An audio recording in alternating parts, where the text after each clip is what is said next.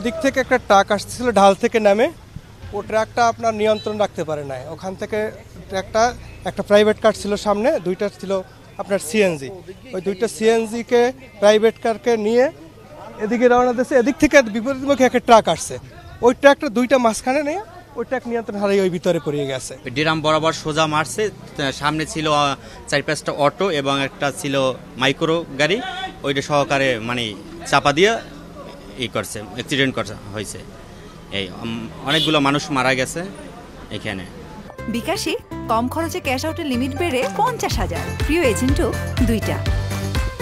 আসলে আমাদের যারা যানবাহন ড্রাইভাররা চালায় তাদের গতিসীমাটা একটু নিয়ন্ত্রণে, যেহেতু যে ডাল দিয়ে আসছে, একটা ব্রিজের ডাল দিয়ে আসছে, ব্রেক ফেল থাকলো, তারপর তার যদি অ্যাক্সেলেটারটা যদি না চাপতো তাহলে এত বড় দুর্ঘটনা হয়তো আর একটু কম হইতো গতিটা, আমি যেটা মনে করি।